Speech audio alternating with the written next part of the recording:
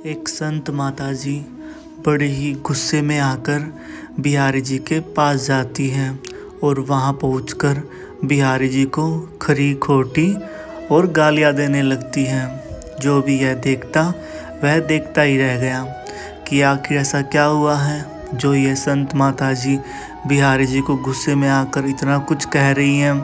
क्योंकि अब तक तो सबको लगता था कि माता जी तो बिहारी जी की भक्त हैं। आखिर ऐसा क्या हुआ था उन बूढ़ी माता जी के साथ जो वह बिहारी जी को इतना कुछ कह रही थी। फिर हमारे बाके बिहारी जी उन बूढ़ी माता जी का गुस्सा कैसे शांत करते हैं, यह प्रसंग आप भी सुने। हरे कृष्णा, राधे राधे दोस्तों, मेरे YouTube चैनल में आपका स्वागत है।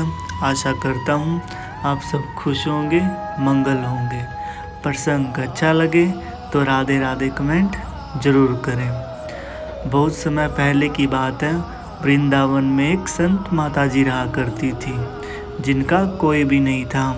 वह दिन रात बाके बिहारी जी की सेवा में लगी रहती थी।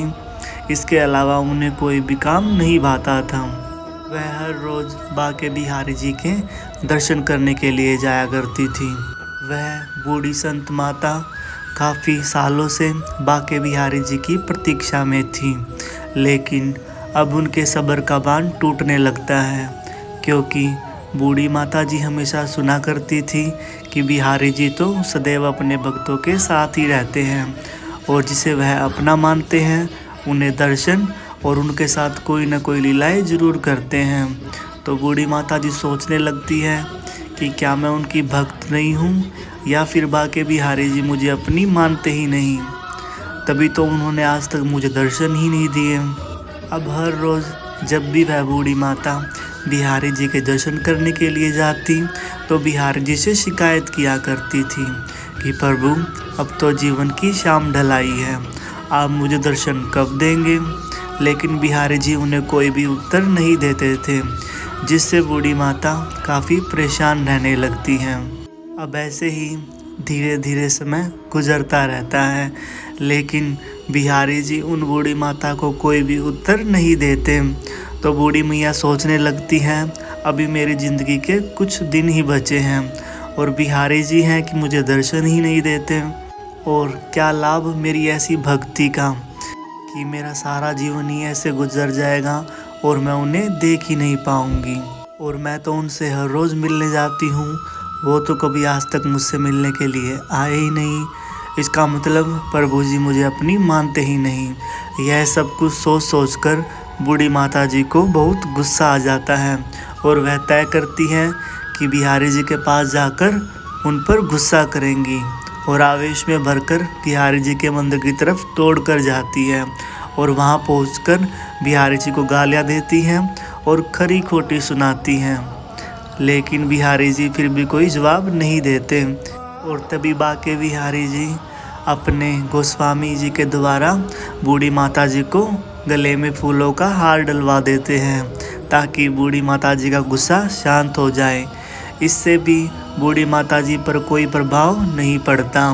अब जैसे ही बूढ़ी माता जी बाहर जाने लगती है तो बिहारी जी अपने दोस्तों बंदरों से उन बूढ़ी माता पर फूलों की वर्षा करवा देते हैं।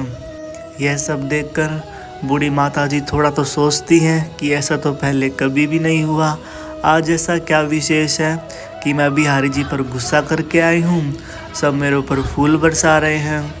तो बूढ़ी माता जी बड़ी ही गुस्से में अपनी कुटिया की तरफ चली जाती हैं और शाम को बिना खाना खाए ही ऐसे ही सो जाती हैं। अब जैसे ही उन बूढ़ी माता जी को नींद आती है तो उनके सपने में बिहारी जी आते हैं और उन बूढ़ी माता जी की गोद में बैठकर लाड करते हुए कहने लगते हैं कि मैया मैं तो सदैव आपके साथ ही हूँ, और आप ऐसा क्यों सोचते हैं कि मैं आपसे दूर रहता हूँ, मैं तो सदैव आपके अंदर ही वास करता हूँ।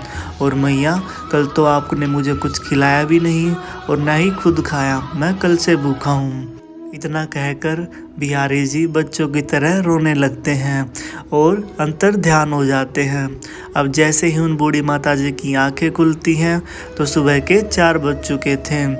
अब जैसे ही बूढ़ी माता जी अपना सपना याद करती हैं तो वह ज़ोर ज़ोर से रोने लगती हैं और कहने लगती हैं कि मेरी वजह से बिहारी जी ने भी कुछ नहीं खाया, मैं कितनी पागल हूँ, खुद तो खाना खाया ही नहीं और बिहारी जी को भी भोग नहीं लगाया।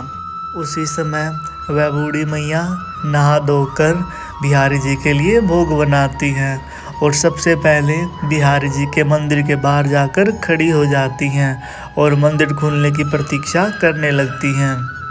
अब जैसे ही मंदिर के द्वार पट खुलते हैं तो मैया बिहारी जी के सामने जाती हैं तो अपनी गलती की क्षमा मांगती हैं और बूढ़ी मैया समझ जाती है सिर्फ मैं ही बिहारी जी से प्रेम नहीं करती, मेरे बिहारी जी भी मुझसे प्रेम करते हैं, तभी तो वह मेरे सपने में आए और मेरे लाड कर रहे थे।